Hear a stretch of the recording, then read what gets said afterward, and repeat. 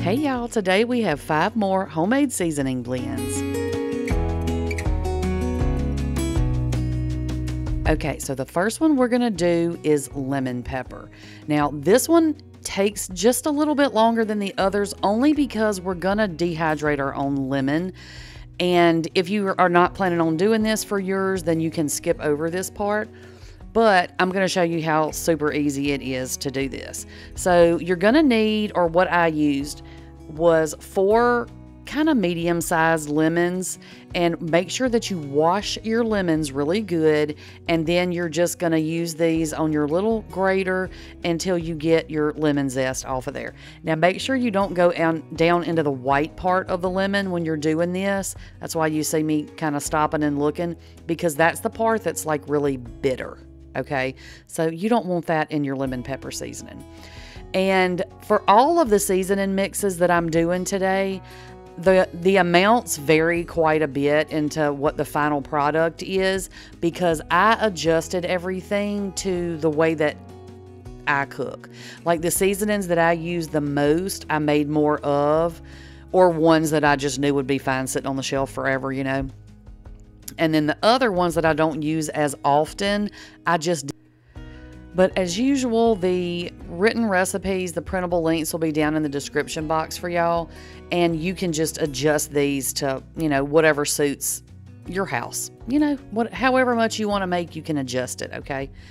So I'm going to use my dehydrator for this, and you're going to need something solid like either one of these silicone trays or like some parchment paper or something, because this is very, very small and it's going to go through the racks on your dehydrator, okay? There is a way to do this in the oven, but I've never done it, so I can't really speak on that, you know, but there are plenty of videos out there where, you know, that do this in the oven. So what I did was I set my dehydrator to 135 degrees Fahrenheit, and it's only gonna take about 2 hours to do this. Hour and a half, 2 hours. It's really, really quick because the lemon zest is not that wet anyway, and it is super, super tiny. So it doesn't take long. About 2 hours, mine was completely done.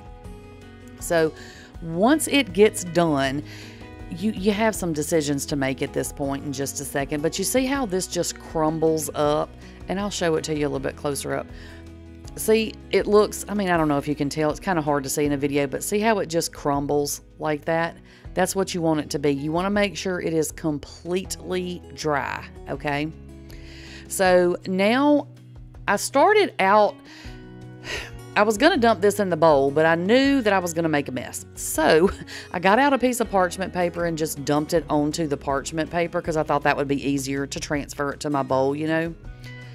And once I put it in the bowl, I realized that I didn't really want my pieces this big. I wanted a finer seasoning blend. I didn't want like real big chunks of stuff. So I went ahead and put my lemon into my, what is that? It's actually a coffee bean grinder, but it, you know, you can use it for spices and all that kind of stuff. And depending on how long you hold the little button down determines how fine your stuff blends up. It comes with a booklet. I got mine at Walmart. If I can find one on Amazon that's similar, I'll link it for y'all. But anyway, I did get mine at Walmart, and I think it was maybe $10 or something. Like, it was pretty cheap. So anyway, now that I have it all ground up. Oh, one thing I didn't tell y'all, the recipe, the way I'm using this recipe is I did 1/4 of a cup of the lemon zest, but I measured the 1/4 cup before I ground it down to a fine powder. Okay, because obviously it's a less amount if it's a really fine powder. And then I just dumped some peppercorns into my grinder and ground that up. And I didn't want it super, super fine, so I ended up with some little pieces of peppercorn still in mine that I kind of had to pick out. But I'm going to solve that problem too in a minute. So about not quite a tablespoon of pepper is what I used, because at the end of the day, this is lemon pepper, so you want the lemon and the pepper to stand out. See, I'm picking out the little peppercorns. So then I'm going to add a little bit extra to mine just because I wanted to kind of bump the flavor up a little bit. So I'm adding a half a teaspoon of celery seed, and then I'm going to add in 1 teaspoon each of garlic powder, onion powder, and salt. Now, you can obviously adjust this to your taste. If you want a salt-free, don't put any salt in it. But this is just the way that I like mine. Like, I think the flavor is really good with all of these in there. And then as I mixed everything up together, as you can see, there are still some kind of big pieces of the peppercorns in there. So once I got it mixed up, I decided, because nobody wants to bite into a big hunk of peppercorn, at least I don't want to. So I put it back into the little grinder, and then I just ground that up until everything was a finer powder. And of course I spill it everywhere because, you know, it's my kitchen and I spill everything. But you definitely don't have to do all this. You can do this like in a little Ninja blender, little small, you know, high-speed blenders. But I find they definitely don't grind as fine as this. So it's all a matter of personal preference, but do whatever you can. But that's how much I ended up with. It's about 1/4 of a cup total. But I don't use lemon pepper that often. So next up, we're going to do garlic bread seasoning. Now, y'all know, if you've been around here for a while, I love to make homemade garlic bread. As a matter of fact, I did it in the last video for the meal prep. And I've done it in several meal prep videos because it's just something I like to keep in my freezer. But I usually just make it right then, you know, when I get ready to do it. But I thought, let me put together a seasoning blend so I don't have to get all that out, okay? So what I'm using for this is 1/4 of a cup of garlic powder. It's a lot of garlic powder because it's garlic bread, y'all. And then 2 teaspoons of onion powder. And then I'm gonna add 1 tablespoon each of oregano and parsley. A lot of times when I make mine, sometimes I use oregano, sometimes I use parsley. I'm just dumping them both in here. You can use whichever one you prefer. And then I'm going to add a teaspoon of salt to mine because I use unsalted butter. If you use salted butter, then you can either cut back on the salt or leave it out altogether if you want to. But this is super easy. You use about a tablespoon of this to, I don't know, a half a cup or a cup of softened butter. Mix it up real good. Spread it on some cut up French bread, sliced French bread, and you have got some delicious garlic bread. Now, normally I do the minced garlic, like the refrigerated minced garlic in mine, but I just put a lot more garlic powder in here, and that way it's all right here, it's shelf stable, and it's good to go. So I just dumped that into a little jar. This makes, look at the puff of smoke. This makes just under a half a cup. So this is plenty to last you for several loaves of garlic bread. All right, next up we are doing some burger seasoning. So I wanted to do this one. We're burger people around here. Every now and then I just like me a good burger patty, right? So for this one, I'm adding 2 tablespoons of salt. I'm going to add in 2 tablespoons of smoked paprika. If all you have is regular paprika, you can absolutely use that, and you can adjust the salt or make this salt-free if that's what you need for your house, okay? And then now I'm going to add in 2 tablespoons of garlic powder. This does make a good bit, okay? Because again, this is something that we use a lot, and so I wanted to have plenty on the shelf. Now this is my caramelized onion powder that we made together. If you haven't seen that video, I will put a link for it down in the description box for y'all if you want to know how I made that. If you don't have that, just use regular onion powder. Then I added in 1 teaspoon of cumin. I'm going to add in 1 teaspoon of pepper. And this isn't spicy. Y'all know I can't handle heat, but this is not spicy in my opinion. And then I'm going to add in 1 tablespoon of oregano. And again, everything will be written out in the description box for y'all, so don't be scrambling trying to write it all down. I promise it'll be down there. Then we're going to add in about 1/2 of a tablespoon of parsley. And then, or I think I did maybe a heaping teaspoon. But then I'm going to add in a teaspoon of chili powder. And then the last thing I'm going to add in here is 1 teaspoon of dry mustard powder. Dry mustard powder. You don't taste mustard. It doesn't taste like mustard if you've never had it. It just gives, I don't know, I feel like it enhances the flavor of everything else. It's almost like if you add mushroom to something, you don't really taste like the mushroom powder, but it just makes it taste really good.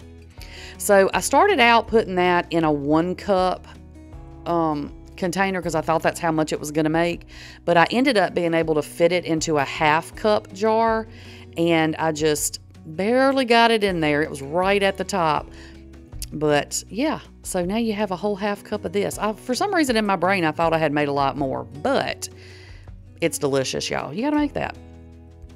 Okay, next thing we're going to do is Cajun seasoning.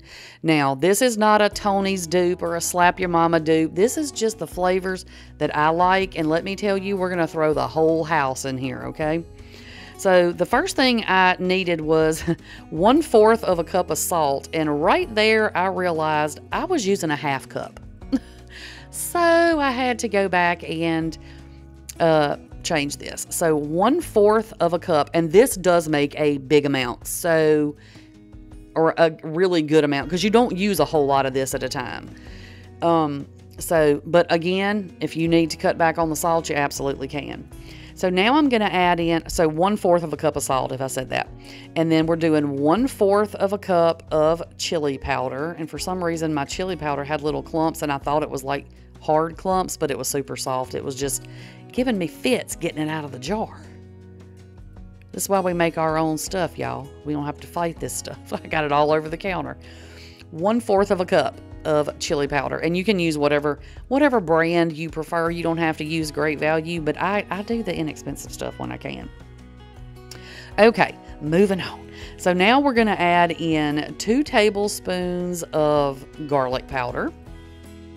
And we're going to add 2 teaspoons of black pepper. Now this one, it does have a kick. Now I know that I'm kind of a wimp when it comes to spice, but this one is going to have a kick. So I'm just going to forewarn you of that one. All right, so now I'm adding in 2 tablespoons of paprika. And then we're going to add in 1 teaspoon of celery seed. You can definitely cut that pepper back too if you want to. If you want to take a little bit of heat out. And then we're going to add in 2 teaspoons of the ground mustard powder. Again, this is not going to taste like mustard, I promise. And then you're going to add in about a teaspoon of basil. And then we're going to add in a teaspoon of rubbed sage. I like rubbed sage better than the ground sage. I find that ground sage, and I said this around Thanksgiving time, tends to be a little bit bitter sometimes, so I prefer the rubbed. Now here's where we're going to get the heat right here, y'all. I'm going to add in 2 teaspoons of cayenne pepper. Now if you've ever had any kind of Cajun seasoning, it is spicy.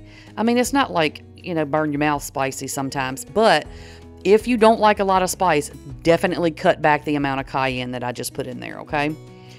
Then I added in 2 teaspoons of minced onion flakes.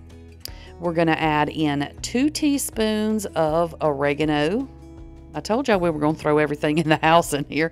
But, you know, these are all spices I had anyway, so it worked out perfect for me, right? And then you're going to add 1 teaspoon of thyme. Y'all know that's not my favorite seasoning, but this has so much other stuff in it, I think it'll be all right. And then the last thing I'm going to add in, because we have such a big variety of things in this one, and probably this one will last a lot longer, I feel like. I'm going to put a little bit of cornstarch, 2 teaspoons. You can use arrowroot powder or whatever you have, just to kind of keep this from clumping up, okay? Then you're just going to mix that up real good. We're going to throw that over into a jar, and now you have homemade Cajun seasoning. Super easy to make. It does have a lot of ingredients, but you can, like I said, you can control the salt, you can control the heat. If there's something in there that you absolutely cannot stand, you take it out or use less of it. You know, just adjust it to whatever fits your family. But like I said, you're not going to need to use a whole lot of this in anything that you cook. So I don't mind it being the spice level that it is, but that's just my personal preference. But that does make one, well, a little bit more actually than a full like cup of seasoning. So the last one we're going to do today is super, super easy. We're going to do a cinnamon sugar. I wanted to do this because when I make cinnamon rolls or anything like that, I never have cinnamon and sugar. So instead of having to make it every time I need it, I just thought I'll make a big container of it. We're making a lot of this, and I will have it when I need it for anything like that. So I started out here with 1 cup of sugar, and I'm going to add in 3 tablespoons of cinnamon. Now, if you don't do sugar, this is a perfect seasoning blend that you can adjust and use whatever your sugar alternative is, okay? You can absolutely do that. Just remember that if you have a sugar alternative that is not a 1-to-1 swap for sugar, you may want to figure that out, what that swap is, and adjust that accordingly. Because you don't want this to be just so sweet that you can't handle it, like some of the artificial sweeteners are. But if you've got one that'll swap 1-to-1, it'll be fine. So I I put this into a 16-ounce jar, and once I got it all in here, my jar wasn't full all the way, but it was too big for the 8-ounce jar. So I thought, you know what, I have a little bit of room. I'm just going to go back and fill this jar up. So what you're going to see in the recipe that I have linked below for y'all is going to be the measurements that I end up with. So I ended up doing 1.5 cups of sugar and 1/4 of a cup of cinnamon. Okay. And for my taste, this is like the perfect cinnamon sugar balance for, like I said, if I'm doing cinnamon rolls and stuff. And I've told y'all this before, I cannot put everything in my jar and shake it up. It does not mix up well enough for me. So I put it back in the bowl and just mixed it up really good and then put it back in my jar. So, you know, do it however you want to. And if you want these to last, I always put like it'll last about a year. It'll probably be good past that, but a lot of times some of those seasonings will lose flavor. Like the individual ingredients will start to lose flavor over time. So I always say for about a year. You can absolutely vacuum seal these to make them last longer. Whatever works for you, if you make it, you know, a large amount, or you can just do little small amounts like some of the other ones that I did. But y'all have been asking for more seasoning blends, so I thought I need to do some more that I use around my house. So these are the ones that I decided to pick out and share with y'all.